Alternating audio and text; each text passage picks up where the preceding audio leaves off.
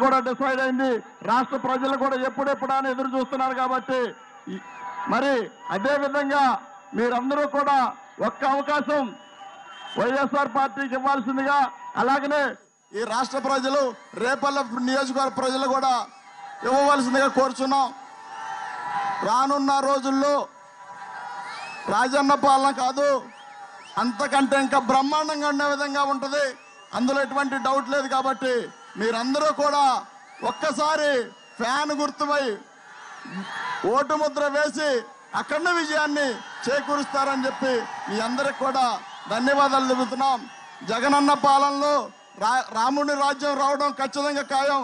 మనందరం కూడా ఒక్క అవకాశం ఇస్తే 20 నుంచి 25 సంవత్సరాలు అన్నగారే సీఎంగా ఉంటారు. అందులో ఎటువంటి డౌట్ లేదు. కాబట్టి ఒక్క అవకాశం ఫ్యాన్ గుర్తుపై చూడండి. ఫ్యాన్ గుర్తు చేసుకొని ఫ్యాన్ గుర్తుపై ఓటేసి అఖండ విజయాన్ని మెజార్టీగా దిశగా ఎలా ఉండాలంటే చంద్రబాబు నాయుడుకు డిపాజిట్లు కూడా గల్లంత ఈ విధంగా మీ తీర్పునివ్వాలని చెప్పి మనస్ఫూర్తిగా కోరుకుంటూ ఈ అవకాశం ఇచ్చిన మీ అందరికీ వేదిక మీద ఉన్న పెద్దలు అన్నగారు జగన్మోహన్ రెడ్డి గారికి ధన్యవాదాలు తెలుపుతూ సెలవు తీసుకున్నాం. జై జగన్, జోహార్ వైఎస్ఆర్.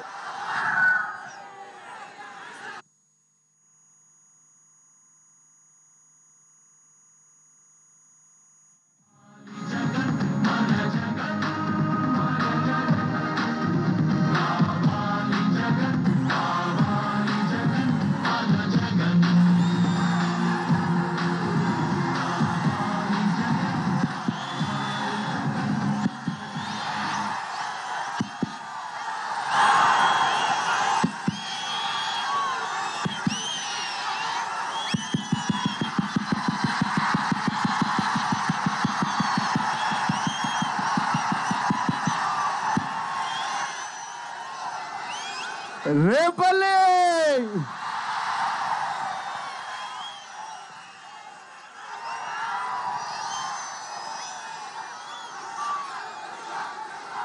మండుతున్న ఎండలు, ఎండాకాలం అయినా ఏమాత్రం కూడా లెక్క పెట్టడం లేదు. చిక్కటి చిరునవ్వులతోనే ఆప్యాయతలు చూపిస్తా ఉన్నారు, ప్రేమానురాగాలు పంచి పెడతా ఉన్నారు, ఆత్మీయతలను చూపిస్తా ఉన్నారు. మీ అందరి ఆప్యాయతలకు, మీ అందరి ప్రేమానురాగాలకు, మీ అందరి ఆత్మీయతలకు, ప్రతి అక్కకు, ప్రతి చెల్లెమ్మకు,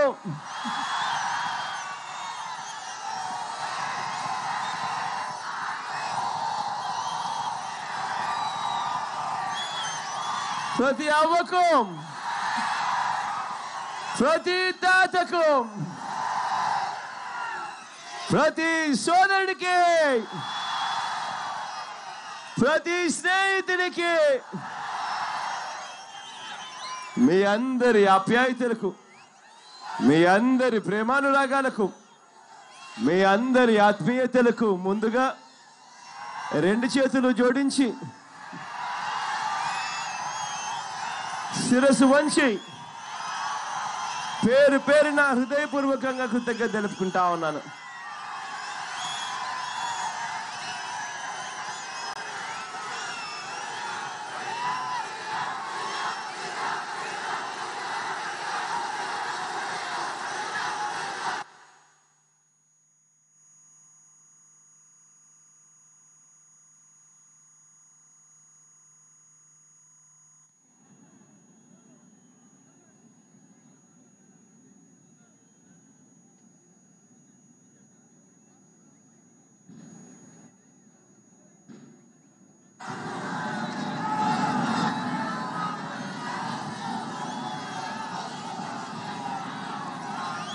రేపల్లి 5 సంవత్సరాల పరిపాలన చంద్రబాబు నాయుడు గారు చేసిన తర్వాత